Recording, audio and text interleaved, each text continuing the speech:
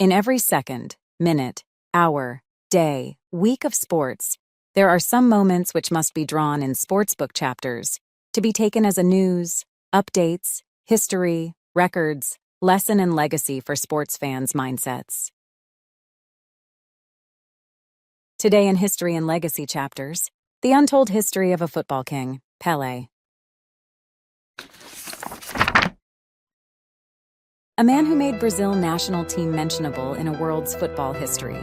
A man who made a unique record that no one ever made in a world's football history. A man who made jersey number 10 not for anyone, but for someone having something special in a football history.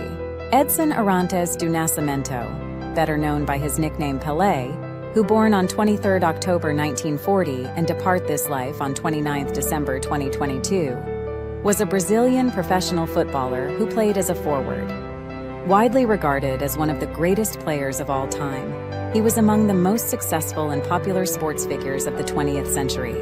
In 1999, he was named Athlete of the Century by the International Olympic Committee and was included in the Time list of the 100 most important people of the 20th century. In 2000, Pelé was voted World Player of the Century by the International Federation of Football History and Statistics, IFFHS, and was one of the two joint winners of the FIFA Player of the Century. His 279 goals in 1,363 games, which includes friendlies, is recognized as a Guinness World Record. Pelé began playing for Santos at age 15 and the Brazil national team at 16. During his international career, he won 3 FIFA World Cups, 1958, 1962, and 1970, the only player to do so and the youngest player to win a World Cup at the age of 17. He was nicknamed O Rei, which means the King, following the 1958 tournament. With 77 goals in 92 games for Brazil, Pelé held the record as the national team's top goal scorer for over 50 years. At club level, he is Santos's all-time top goal scorer with 643 goals in 659 games. In a golden era for Santos, he led the club to the 1962 and 1963 Copa Libertadores, and to the 1962 and 1963 Intercontinental Cup. Credited with connecting the phrase, "the beautiful game" with football, Pelé's electrifying play and penchant for spectacular goals made him a star around the world, and his teams toured internationally to take full advantage of his popularity.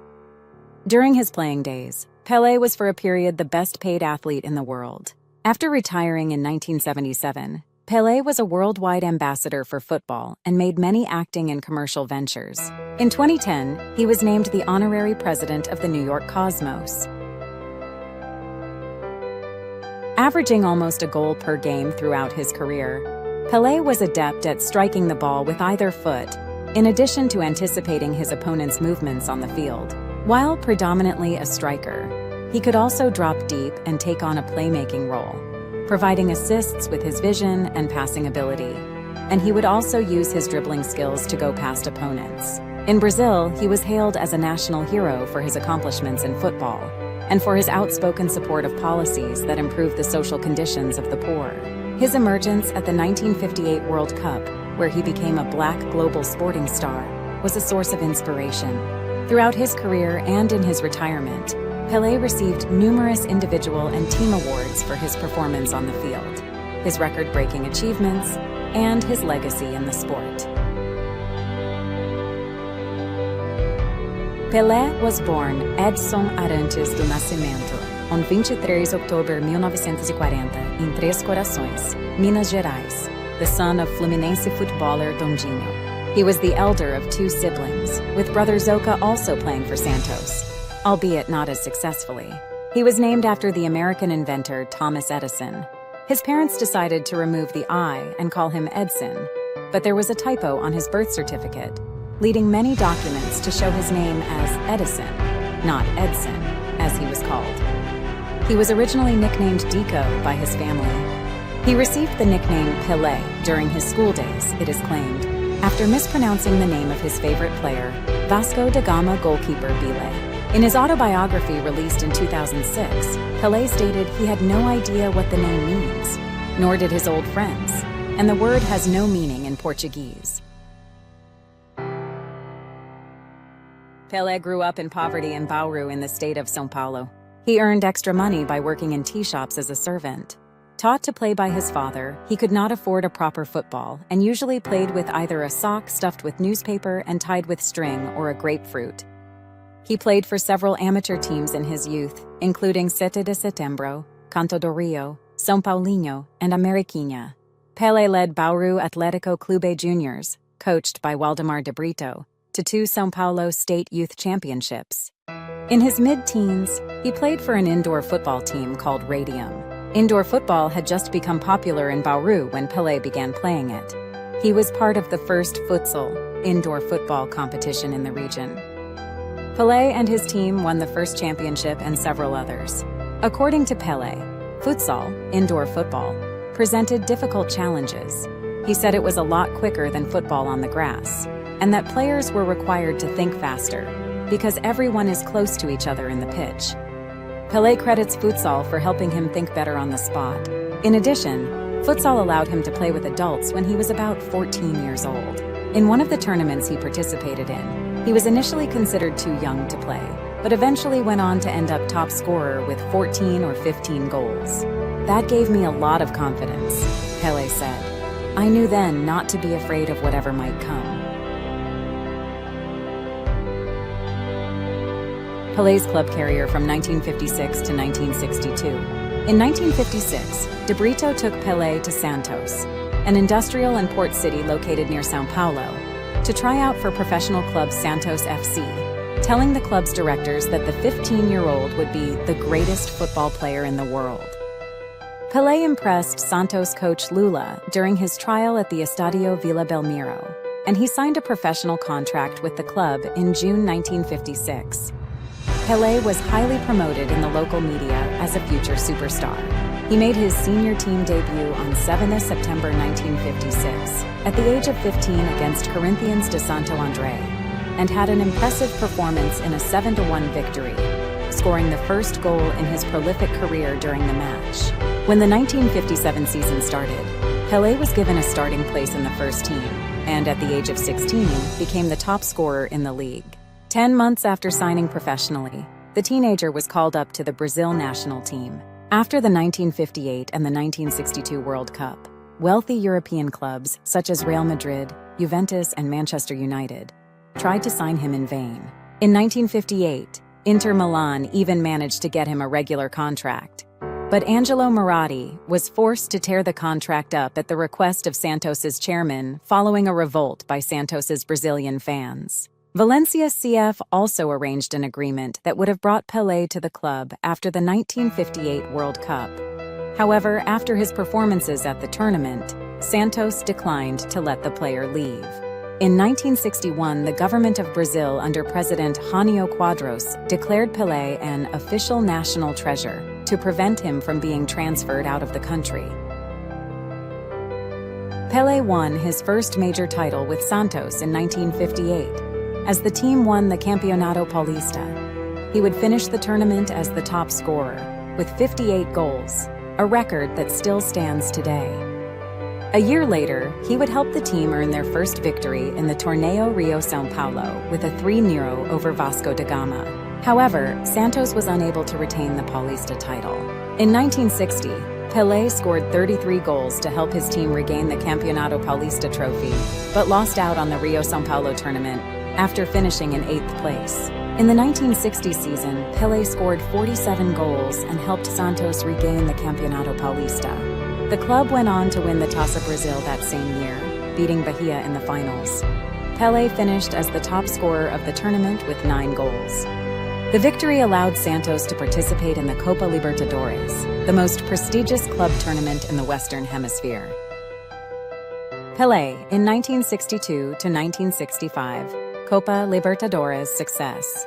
Santos's most successful Copa Libertadores season started in 1962. The team was seeded in Group 1 alongside Cerro Porteño and Deportivo Municipal Bolivia, winning every match of their group but one, a 1-1 away tie versus Cerro. Santos defeated Universidad Católica in the semifinals and met defending champions Peñarol in the finals. Pelé scored twice in the playoff match to secure the first title for a Brazilian club. Pelé finished as the second top scorer of the competition with 4 goals. That same year, Santos would successfully defend the Campeonato Paulista, with 37 goals from Pelé, and the Taça Brazil, Pelé scoring 4 goals in the final series against Botafogo.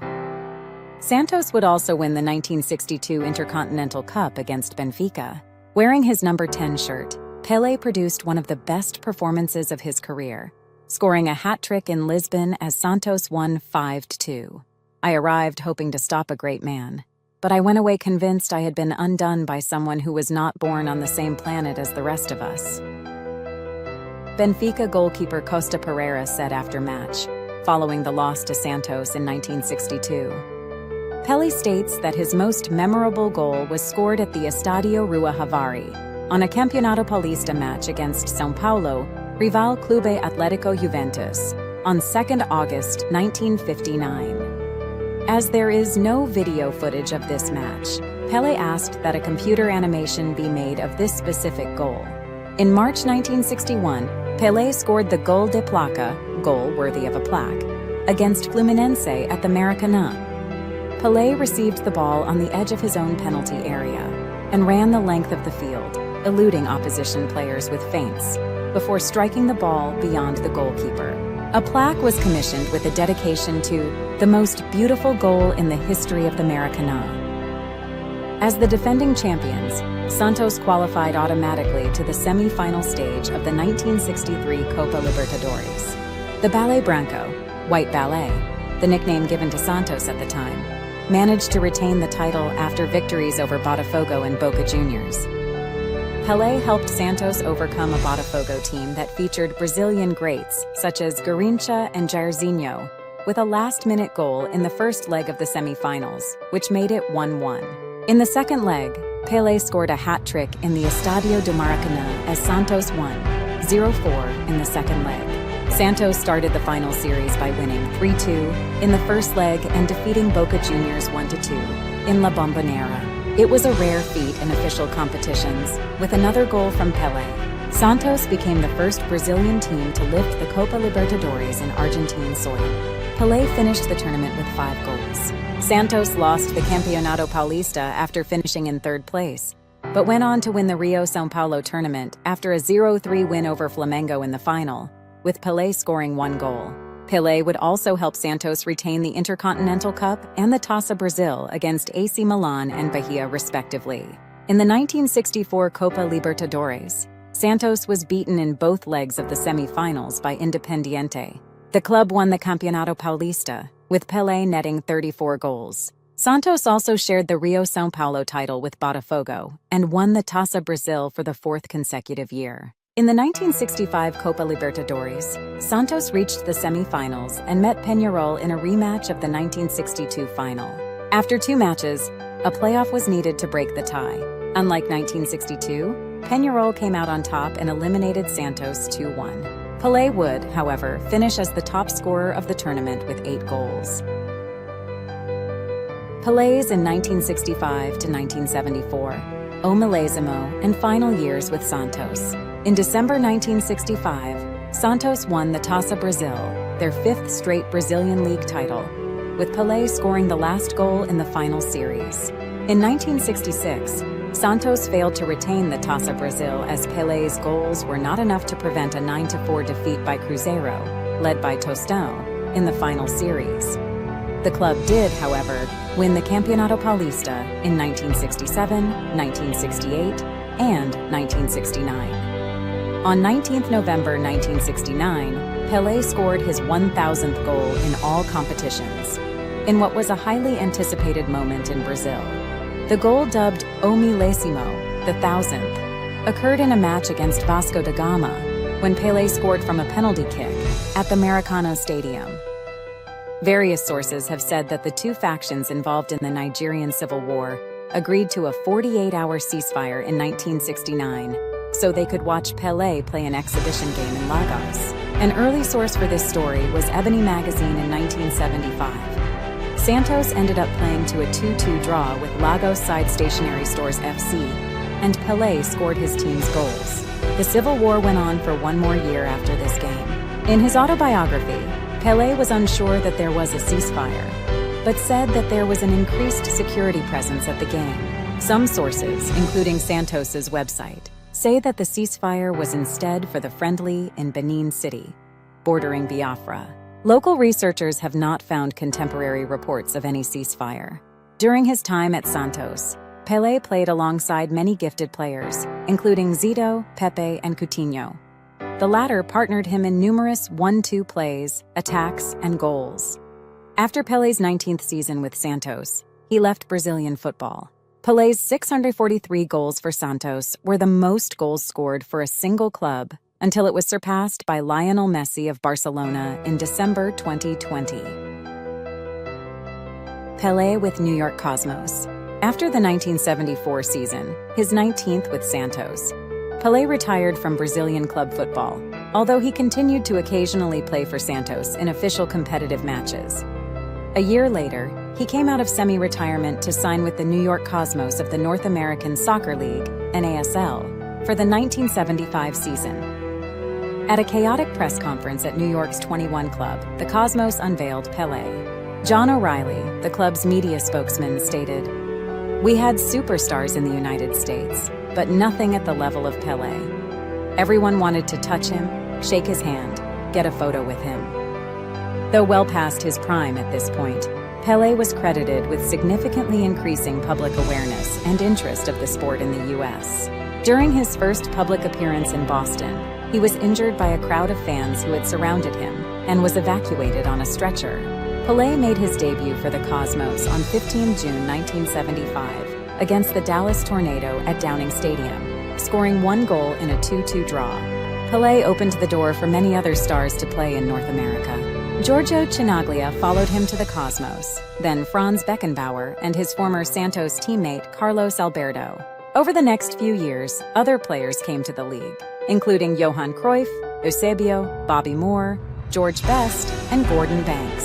In 1975, 1 week before the Lebanese Civil War, Pelé played a friendly game for the Lebanese club Nejmeh against a team of Lebanese Premier League stars, scoring 2 goals, which were not included in his official tally. On the day of the game, 40,000 spectators were at the stadium from early morning to watch the match. Pelé led the Cosmos to the 1977 Soccer Bowl in his 3rd and final season with the club. In June 1977, the Cosmos attracted an NASL record 62,394 fans to Giants Stadium for a 3-0 victory past the Tampa Bay Rowdies, with a 37-year-old Pelé scoring a hat trick. In the first leg of the quarterfinals, they attracted a U.S. record crowd of 77,191 for what turned into an 8-3 rout of the Fort Lauderdale Strikers at Giants Stadium. In the second leg of the semifinals against the Rochester Lancers, the Cosmos won 4-1. Pelé finished his official playing career on 28 August 1977 by leading the New York Cosmos to their 2nd Soccer Bowl title, with a 2-1 win over the Seattle Sounders at the Civic Stadium in Portland, Oregon. On the 1st October 1977, Pelé closed out his career in an exhibition match between the Cosmos and Santos. The match was played in front of a sold-out crowd at Giants Stadium and was televised in the U.S. on ABC's Wide World of Sports, as well as throughout the world. Pelé's father and wife both attended the match, as well as Muhammad Ali and Bobby Moore, delivering a message to the audience before the start of the game: "Love is more important than what we can take in life." Pelé played the first half with the Cosmos, the second with Santos. The game ended with the Cosmos winning 2-1, with Pelé scoring with a 30-yard free kick for the Cosmos in what was the final goal of his career. During the second half, it started to rain, prompting a Brazilian newspaper to come out with the headline the following day: "Even the sky was crying." Pelé, an international carrier. Pelé's first international match was a 2-1 defeat against Argentina on 7 July 1957 at the Maracanã. In that match, he scored his first goal for Brazil aged 16 years and 8 months, and he remains the youngest goal scorer for his country. In 1958 World Cup, Pelé arrived in Sweden sidelined by a knee injury. But on his return from the treatment room, his colleagues stood together and insisted upon his selection. His first match was against the USSR in the third match of the first round of the 1958 FIFA World Cup, where he gave the assist to Vava's second goal. He was at the time the youngest player ever to participate in the World Cup. Against France in the semi-final, Brazil was leading 2-1 at halftime, and then Pelé scored a hat-trick, becoming the youngest player in World Cup history to do so. On 29th of June 1958, Pelé became the youngest player to play in a World Cup final match at 17 years and 249 days. He scored 2 goals in that final as Brazil beat Sweden 5-2 in Stockholm, the capital. Pelé hit the post, and then Vava scored 2 goals to give Brazil the lead. Pelé's first goal, where he flicked the ball over a defender before volleying into the corner of the net, was selected as one of the best goals in the history of the World Cup. Following Pelé's second goal, Swedish player Sigvard Parling would later comment, "When Pelé scored the 5th goal in that final, I have to be honest and say I felt like applauding." When the match ended, Pelé passed out on the field and was revived by Garrincha. He then recovered and was compelled by the victory to weep as he was being congratulated by his teammates. He finished the tournament with 6 goals in 4 matches played, tied for second place, behind record breaker Just Fontaine, and was named Best Young Player of the tournament. His impact was arguably greater off the field, with Barney Ronay writing, "With nothing but talent to guide him, the boy from Minas Gerais became the first black global sporting superstar and a source of genuine uplift and inspiration." It was in the 1958 World Cup that Pelé began wearing a jersey number 10. The event was the result of disorganization. The leaders of the Brazilian Federation did not allocate the shirt numbers of players, and it was up to FIFA to choose the number 10 shirt for Pelé, who was a substitute on the occasion. The press proclaimed Pelé the greatest revelation of the 1958 World Cup, and he was also retroactively given the silver ball as the second-best player of the tournament, behind Didi. During 1959 South American Championship, Pelé also played in the South American Championship. In the 1959 competition, he was named Best Player of the tournament and was the top scorer with 8 goals, as Brazil came second despite being unbeaten in the tournament. He scored in 5 of Brazil's 6 games, including 2 goals against Chile and a hat-trick against Paraguay. In 1962 World Cup. When the 1962 World Cup started, Pelé was considered the best player in the world. In the first match of the 1962 World Cup in Chile, against Mexico, Pelé assisted the first goal and then scored the second one, after a run past 4 defenders, to go up 2-0. He got injured in the next game while attempting a long-range shot against Czechoslovakia. This would keep him out of the rest of the tournament, and forced coach Aimoré Moreira to make his only lineup change of the tournament. The substitute was Amarildo, who performed well for the rest of the tournament. However, it was Garrincha who would take the leading role and carry Brazil to their second World Cup title, after beating Czechoslovakia at the final in Santiago. At the time, only players who appeared in the final were eligible for a medal before FIFA regulations were changed in 1978 to include the entire squad, with Pelé receiving his winner's medal retroactively in 2007.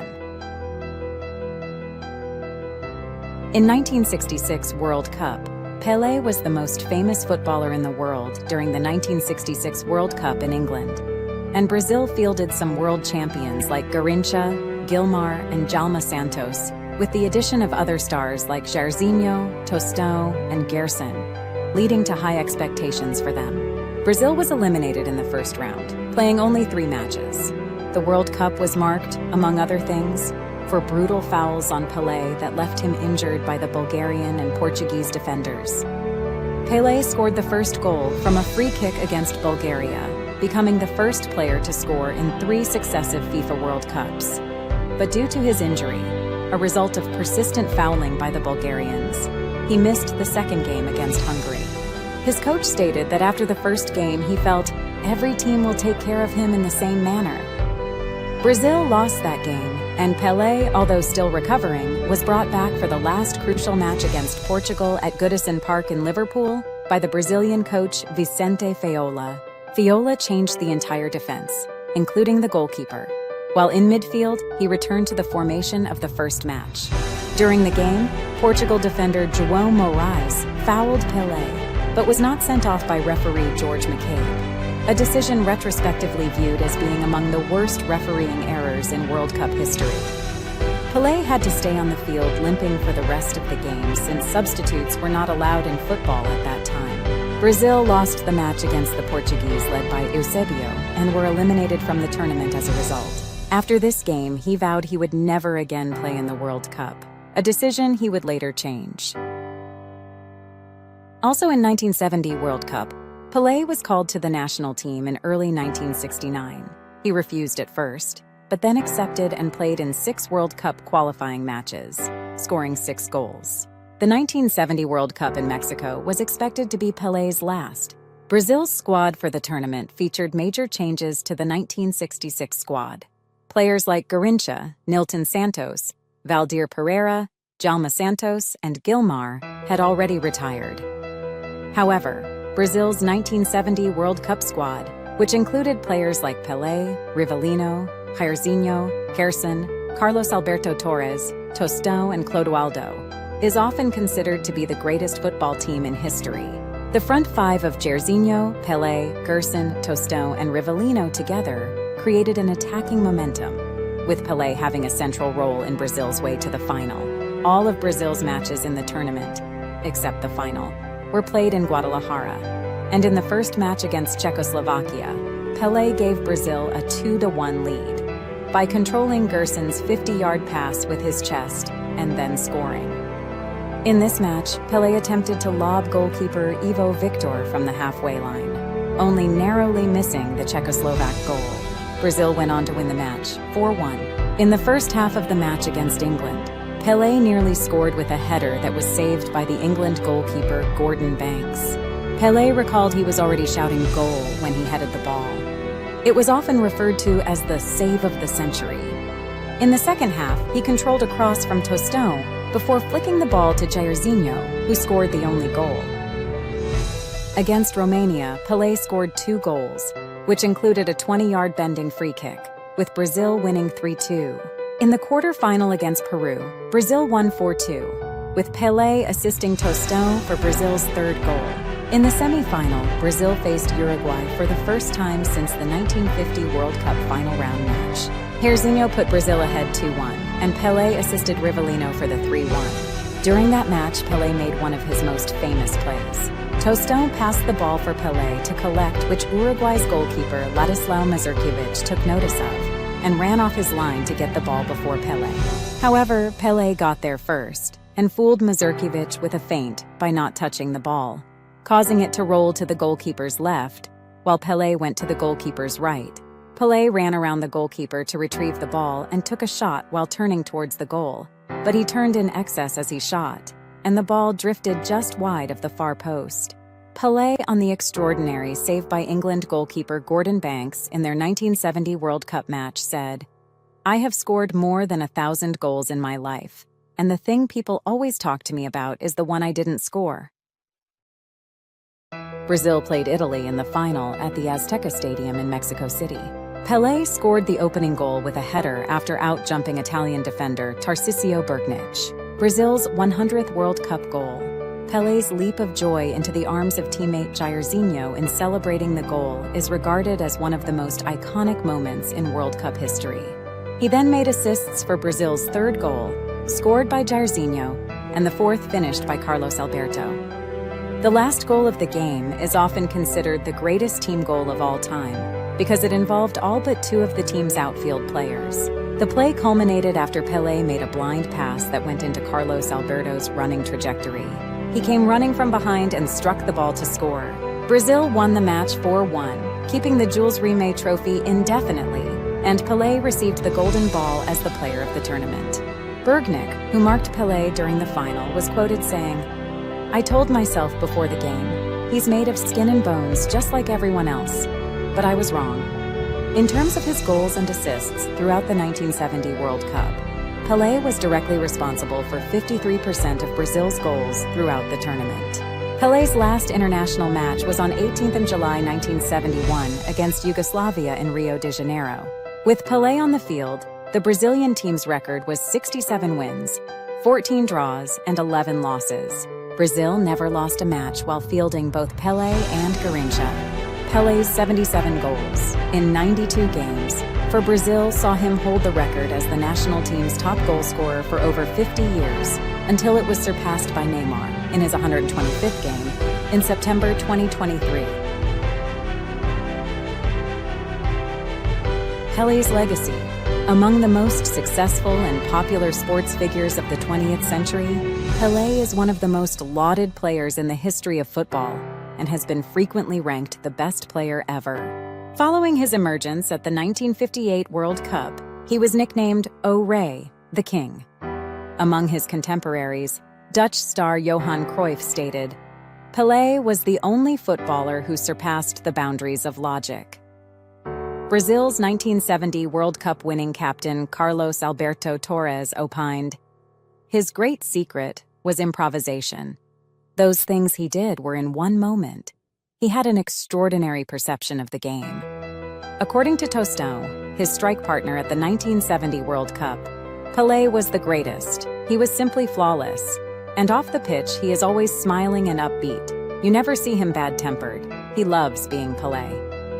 His Brazilian teammate Clodoaldo commented on the adulation he witnessed. In some countries, they wanted to touch him. In some, they wanted to kiss him. In others, they even kissed the ground he walked on. I thought it was beautiful. Just beautiful. According to Franz Beckenbauer, West Germany's 1974 World Cup winning captain, Pelé is the greatest player of all time. He reigned supreme for 20 years. There's no one to compare with him. I used to go out and people said, "Pelé, Pelé, Pelé, Pelé," all over the world, but no one remembers Edson. Edson is the person who has the feelings, who has the family, who works hard, and Pelé is the idol. Pelé doesn't die. Pelé will never die. Pelé is going to go on forever. But Edson is a normal person who is going to die one day, and the people forget that, Pelé said on his lasting legacy. Former Real Madrid and Hungary star Ferenc Puskás stated, "The greatest player in history was Di Stefano. I refuse to classify Pelé as a player. He was above that." Just Fontaine, French striker and the leading scorer at the 1958 World Cup, said, "When I saw Pelé play, it made me feel I should hang up my boots." England's 1966 FIFA World Cup winning captain Bobby Moore commented, "Pelé was the most complete player I've ever seen. He had everything. 2 good feet, magic in the air, quick, powerful, could beat people with skill, could outrun people. Only 5 feet and 8 inches tall, yet he seemed a giant of an athlete on the pitch.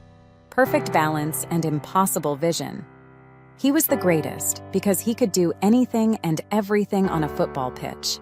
João Saldanha, the coach, being asked by a Brazilian journalist who was the best goalkeeper in his squad. He said, "Pelé. The man could play in any position." Former Manchester United striker and member of England's 1966 FIFA World Cup winning team, Sir Bobby Charlton stated, "I sometimes feel as though football was invented for this magical player." During the 1970 World Cup, when Manchester United defender Paddy Crerand, who was part of the ITV panel, was asked, "How do you spell Pelé?" He replied, "Easy, G-O-D."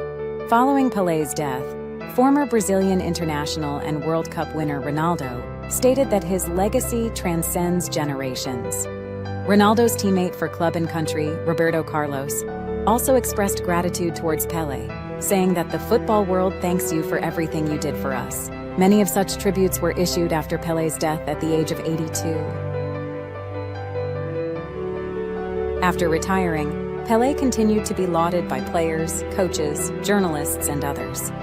Brazilian attacking midfielder Zico, who represented Brazil at the 1978, 1982, and 1986 FIFA World Cup, stated, "This debate about the player of the century is absurd. There's only one possible answer, Pelé. He's the greatest player of all time, and by some distance, I might add." French 3-time Ballon d'Or winner Michel Platini said, "There's Pelé the man, and then Pelé the player. And to play like Pelé is to play like God." Diego Maradona, joint FIFA Player of the Century, and the player Pelé is historically compared with, stated, It's too bad we never got along, but he was an awesome player. Prolific Brazilian striker Romário, winner of the 1994 FIFA World Cup and player of the tournament, remarked, "It's only inevitable I look up to Pelé. He's like a god to us." Five-time FIFA Ballon d'Or winner Cristiano Ronaldo said, "Pelé is the greatest player in football history, and there will only be one Pelé." While Jose Mourinho, two-time UEFA Champions League winning manager, commented, "I think he is football. You have the real special one, Mr. Pelé." Real Madrid honorary president and former player Alfredo Di Stefano opined, "The best player ever? Pelé. Lionel Messi and Cristiano Ronaldo are both great players with specific qualities, but Pelé was better." Presenting Pelé with the Laureus Lifetime Achievement Award, former South African President Nelson Mandela said, "To watch him play was to watch the delight of a child combined with the extraordinary grace of a man in full." U.S. politician and political scientist Henry Kissinger stated, "Performance at a high level in any sport is to exceed the ordinary human scale. But Pelé's performance transcended that of the ordinary star, by as much as the star exceeds ordinary performance." After a reporter asked if his fame compared to that of Jesus, Pelé joked, "There are parts of the world where Jesus Christ is not so well known." The artist Andy Warhol, who painted a portrait of Pelé, also quipped, "Pelé was one of the few who contradicted my theory. Instead of 15 minutes of fame, he will have 15 centuries." David Goldblatt wrote that his emergence at the World Cup in 1958 coincided with the explosive spread of television, which massively amplified his presence everywhere. While Barney Ronay states, "What is certain is that Pelé invented this game, the idea of individual global sporting superstardom, and in a way that is unrepeatable now." In 2000, the International Federation of Football History and Statistics, IFFHS, voted Pelé the World Player of the Century.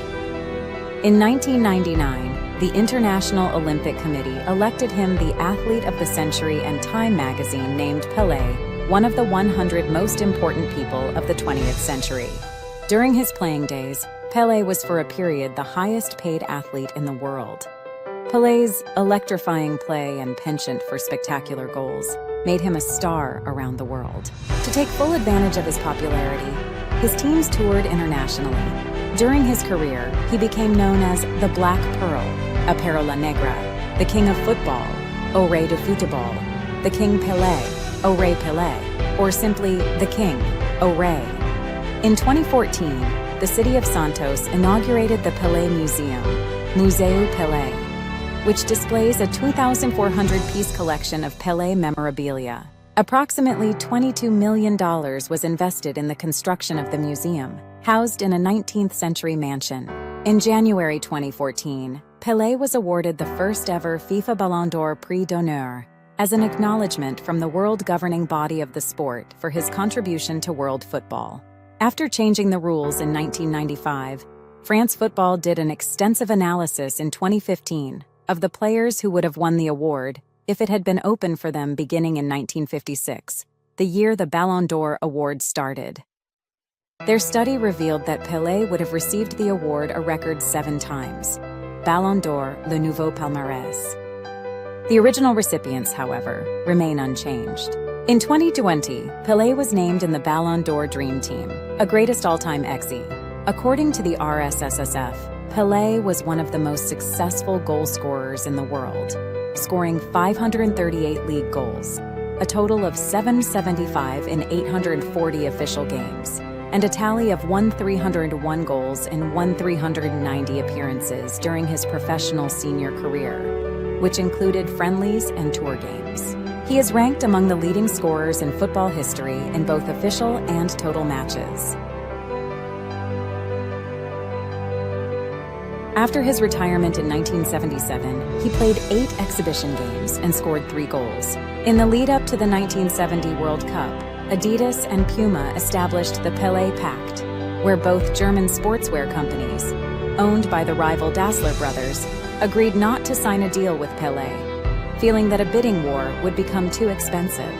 However, Puma would break the pact by signing Pelé, and in addition to paying him a percentage of Puma King boot sales, gave him $120,000, $285 million in 2022, to tie his laces prior to Brazil's quarterfinal against Peru to advertise their boots.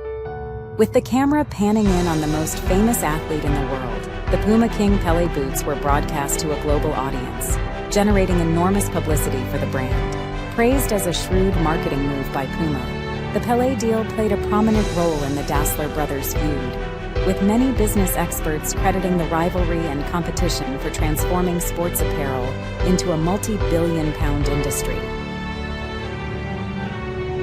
Pelé married 3 times and had several affairs, fathering 7 children in all.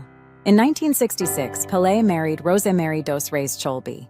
They had 2 daughters, Keely Cristina, born 13th January 1967, and Jennifer, born on 1978, as well as 1 son, Edson, born on 27th August 1970. The couple divorced in 1982. From 1981 to 1986, Pelé was romantically linked with TV presenter Xuxa. She was 17 when they started dating. In April 1994, Pelé married psychologist and gospel singer Asiria Lemos Seixas, who gave birth on 28 September 1996 to twins Joshua and Celeste through fertility treatments. The couple divorced in 2008. Pelé had at least 2 more children from affairs. Sandra Machado, who was born from an affair Pelé had in 1964 with a housemaid, Anitzia Machado, fought for years to be acknowledged by Pelé, who refused to submit to DNA tests. Pelé finally relented after a court-ordered DNA test proved she was his daughter. Sandra Machado died of cancer in 2006. At the age of 73, Pelé announced his intention to marry 41-year-old Marcia Aoki, a Japanese-Brazilian importer of medical equipment from Penápolis, São Paulo, whom he had been dating since 2010. They first met in the mid-1980s in New York, before meeting again in 2008, and they married in July 2016. In January 1995, Pelé was appointed by Fernando Cardoso as Minister of Sports. During his tenure, multiple reforms against corruption in state football associations were presented. He resigned from the post on 30th April 1998. During the 2013 protests in Brazil, Pelé asked for people to put aside the demonstrations and support the Brazil national team. On 1 June 2022, Pelé published an open letter to the President of Russia, Vladimir Putin, on his Instagram account, in which he made a public plea to stop the evil and unjustified Russian invasion of Ukraine. In 1994, Pelé was appointed a UNESCO Goodwill Ambassador. In 1995, Brazilian President Fernando Henrique Cardoso appointed Pelé to the position of Extraordinary Minister for Sport. During this time, he proposed legislation to reduce corruption in Brazilian football, which became known as the Pelé's Law. Cardoso eliminated the post of sports minister in 1998. In 1997, he received an honorary knighthood from Queen Elizabeth II at a ceremony in Buckingham Palace. Pelé also helped inaugurate the 2006 FIFA World Cup, alongside supermodel Claudia Schiffer. In 1993, Pelé publicly accused the Brazilian football administrator Ricardo Teixeira of corruption after Pelé's television company was rejected in a contest for the Brazilian domestic rights to the 1994 World Cup. Pelé's accusations led to an 8-year feud between the pair. As a consequence of the affair, the president of FIFA, João Havelange, Teixeira's father-in-law, banned Pelé from the draw for the 1994 FIFA World Cup in Las Vegas. Criticisms over the ban were perceived to have damaged Havelange's chances of re-election as FIFA's president in 1994. In 1976, Pelé was on a Pepsi-sponsored trip in Lagos, Nigeria, when the military attempted a coup. Pelé was trapped in a hotel together with Arthur Ashe and other tennis pros, who were participating in the interrupted 1976 Lagos WCT tournament. Pelé and his crew eventually left the hotel to stay at the residence of Brazil's ambassador, as they could not leave the country for a couple of days. Later, the airport was opened, and Pelé left the country disguised as a pilot.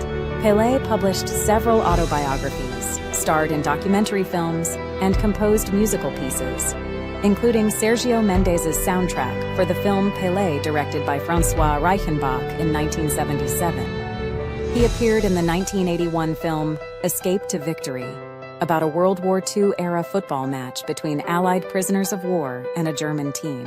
Pelé starred alongside other footballers of the 1960s and 1970s, with actors Michael Caine and Sylvester Stallone. In 1969, Pelé starred in a telenovela called Os Extraños, about first contact with aliens.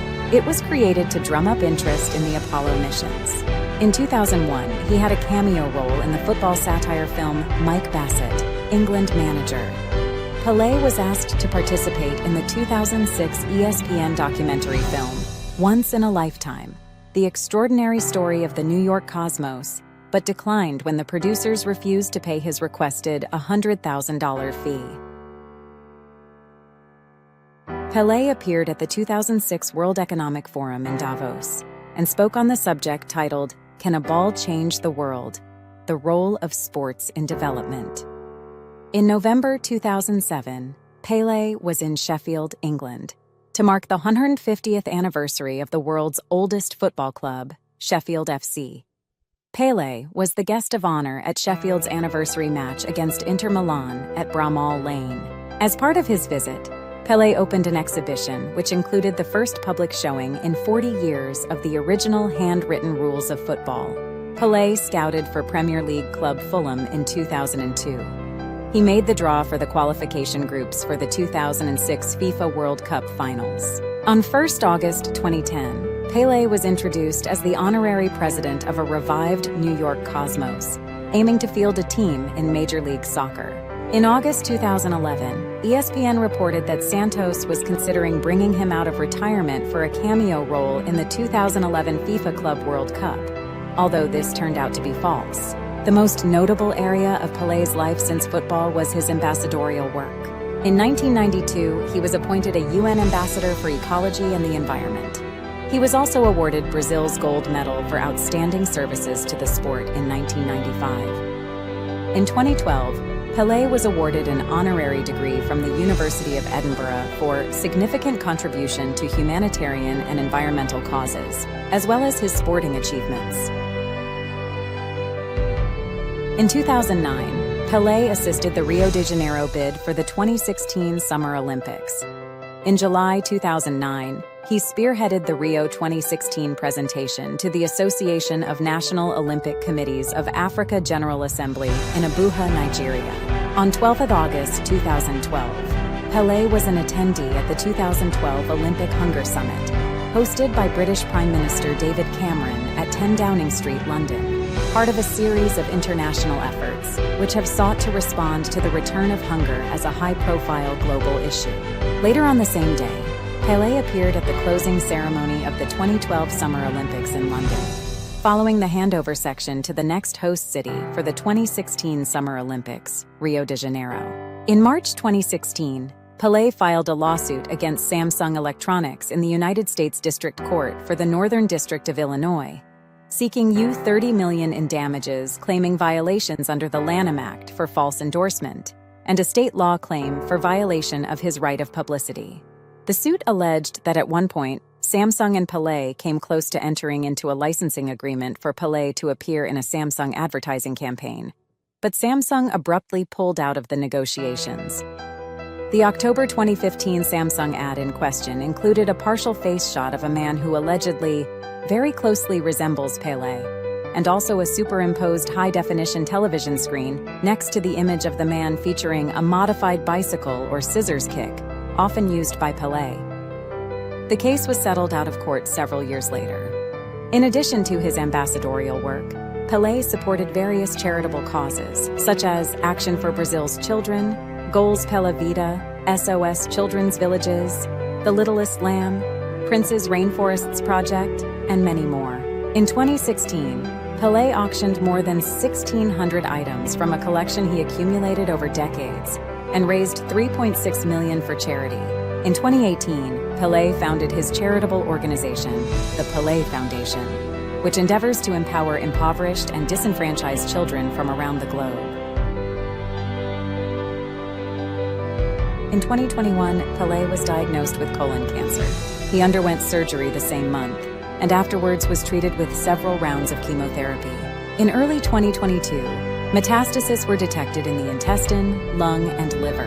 On 29 November, he was admitted to the Albert Einstein Israelite Hospital in São Paulo due to a respiratory infection after he contracted COVID-19 and for reassessment of the treatment of his colon cancer. On 3 December 2022, it was reported that Pelé had become unresponsive to chemotherapy and that it was replaced with palliative care. On 21 December 2022, the Albert Einstein Israelite Hospital, where Pelé was being treated, stated that his tumor had advanced and he required greater care related to renal and cardiac dysfunctions. Therefore, he was not allowed to spend Christmas at home, as his family had wanted. Pelé died on 29 December 2022 at 3:27 p.m. at the age of 82 due to multiple organ failure, a complication of colon cancer. Pelé's death certificate stated that he had died of kidney failure, heart failure, bronchopneumonia, and colon adenocarcinoma. He was survived by his 100-year-old mother Celeste, who, given her advanced age, did not understand her son's death. She would later die in June 2024. Pelé's sister Maria Lucia do Nascimento described their mother as in her own little world. He had a magnetic presence, and when you were with him, the rest of the world stopped. Today, the whole world mourns the loss of Pelé, the greatest footballer of all time. FIFA President Gianni Infantino said. Tributes were paid by current players, including Neymar, Cristiano Ronaldo, Kylian Mbappé, and Lionel Messi, along with other major sporting figures, celebrities, and world leaders. The outgoing Brazilian president, Jair Bolsonaro, declared a 3-day period of national mourning. The national flags of the 211 member associations of FIFA were flown at half-mast at FIFA headquarters in Zurich.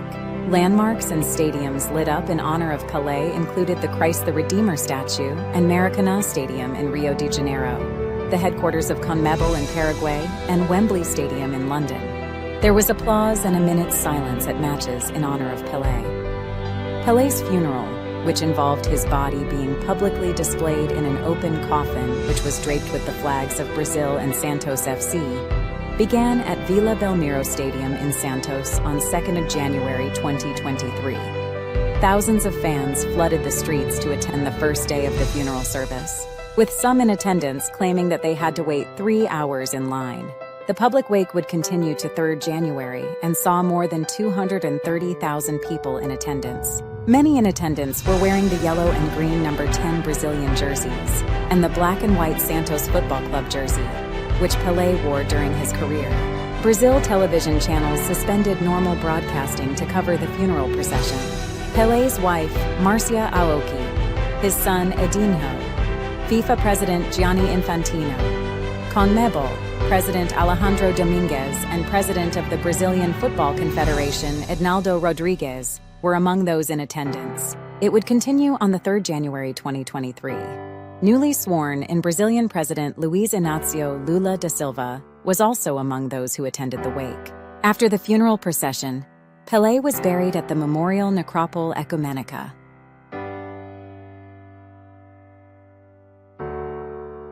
Kigali Pelé Stadium in Rwanda was renamed for him in March 2023 by Rwandan President Paul Kagame and FIFA President Gianni Infantino as part of the 73rd FIFA Congress. On 26 April 2023, the nickname Pelé became synonymous with exceptional, incomparable, unique in Michaelis Portuguese language dictionary after a campaign with 125,000 signatories.